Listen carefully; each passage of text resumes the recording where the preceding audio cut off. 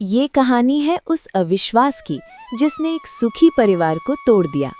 पिताजी के जाने के बाद 3 भाइयों की आंखों में प्यार नहीं बल्कि संपत्ति का लालच था। उन्हें लगा कि रिश्ते नहीं, पैसा ही सबसे बड़ा धन है। और इस झगड़े में इकलौती बहन मीरा की कीमत कोई नहीं जानता था। देखो, मैं साफ कहता हूँ, संपत्ति को 4 हिस्सों में नहीं बांटा जाएगा। मीरा को हम शादी के लिए थोड़ा धन दे देंगे, बाकी सब हम तीनों में बराबर बटेगा। वो तो पराए घर चली जाएगी। हाँ, रमेश ठीक कह रहा है। मुझे सबसे बड़ा हिस्सा चाहिए ताकि मुझे ज्यादा मेहनत ना करनी पड़े, और मीरा को पैसा दे दो ताकि वो झगड़ा ना करे।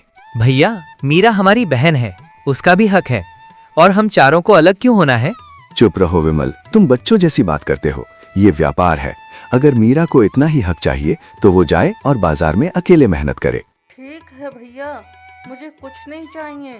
संपत्ति आप तीनों ले लीजिए। मुझे बस पिताजी का पुराना संदूक चाहिए।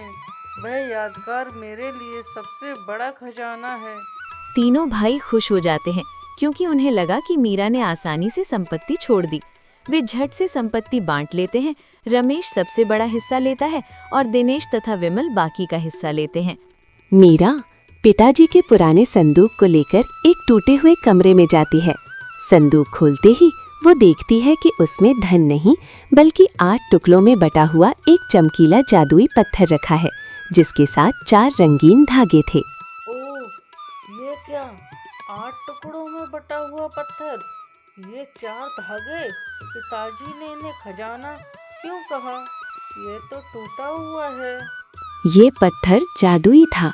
पिताजी जानते थे कि संपत्ति उनके बच्चों को तोड़ देगी, पर ये पत्थर उन्हें जोड़ सकता था। ये पत्थर भाई बहन की प्रेम और एकता का असली खजाना था। मीरा पत्थर को जोड़ने की कोशिश करती है, पर टुकड़े नहीं जुड़ते। तभी उसे एक धूल भरी चिट्ठी मिलती है।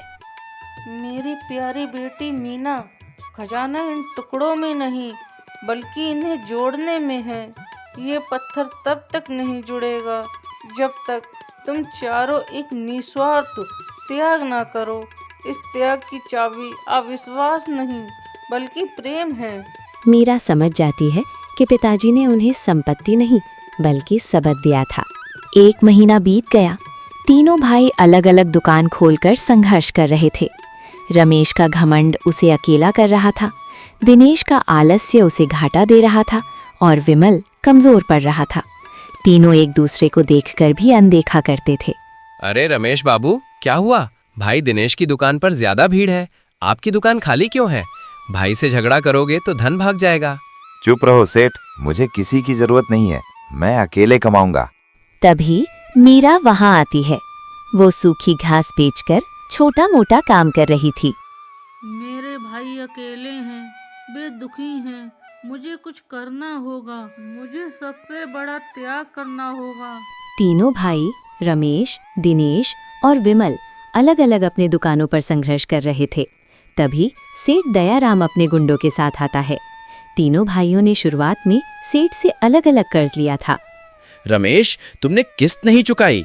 दिनेश, तुम काम ही नहीं करते। विमल, तुम डर के मारे भाग गए। तुम तीनों को मैं आज बर्बाद कर दूंगा। मेरी दौलत वापस करो या मैं तुम्हारी दुकानें सीज कर दूंगा। सेठ जी, थोड़ा समय दीजिए, मेरा नुकसान हो गया है। हाँ, मैं कल दूंगा, मुझे आलस्य आ गया था। बस नाटक बंद करो। तुम अलग अलग रहकर मर रहे हो। अब मैं तीनों की दुकानें एक साथ ले लूंगा। तभी मीरा दौड़ती हुई वहां आती है।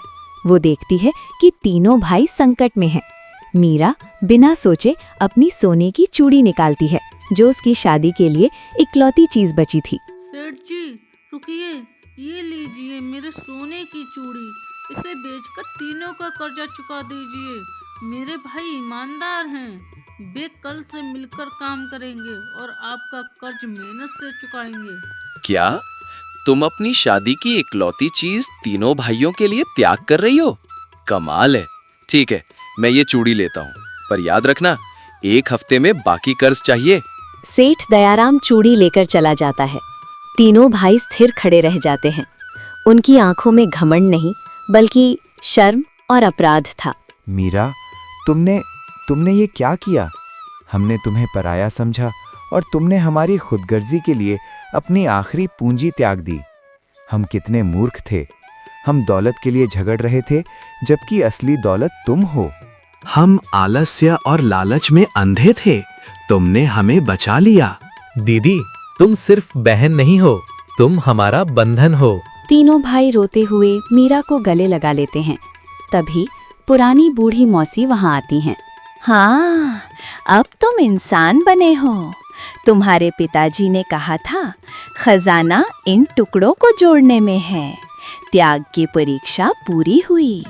अब जाओ, मंदिर में एक साथ बैठकर 8 टुकड़ों को प्रेम से जोड़ो। चारों भाई बहन मंदिर में जमीन पर बैठे हैं। उनके सामने 8 टुकड़ों में बटा हुआ पत्थर रखा है। मीरा पिताजी की चिट्ठी और 4 रंगीन धागे निकालती है। पिताजी ने कहा था, ये 4 धागे हमारा बंधन है। रमेश भैया का धागा है बुद्धिमानी का, दिनेश भैया का धागा है मेहनत का, विमल का धागा ईमानदारी का, मेरा धागा है प्रेम का। ये पत्थर 8 गुणों का बंधन है। भाई बहन ने गहरी सांस ली। उन्होंने लालच और अविश्वास को त्याग दिया। वे एक साथ झुके और प्रेम तथा आदर के साथ पत्थर के टुकड़ों को रंगीन धागों से जोड़ना शुरू किया। टुकड़े किसी बल से नहीं, बल्कि प्रेम और क्षमा के साथ आपस में जुड़ते गए। जैसे ही 8वां टुकड़ा, जो एकता का प्रतीक था, जुड़ा, तेज दिव्य रोशनी निकली। पत्थर अखंड हो गया। ओह, पत्थर जुड़ गया। ये है असली खजाना, ये प्यार है। हाँ भैया, पिताजी का खजाना पैसा नहीं, एकता थी। ये 8 गुण हम चारों के मिलने से ही पूरे होते हैं। जादुई पत्थर से पानी की एक धारा निकली, जो सूखी जमीन पर बहने लगी। ये सिर्फ पानी नहीं, बल्कि खुशहाली का प्रतीक था। तीनों भाइयों ने मिलकर एक साथ बड़ा व्यापार शुरू किया। रमेश अपनी बुद्धिमानी से, दिनेश अपनी मेहनत से और विमल अपनी ईमानदारी से काम करता था। मीरा घर और हिसाब किताब संभालती थी। उनका एकजुट प्रयास सफलता लाया।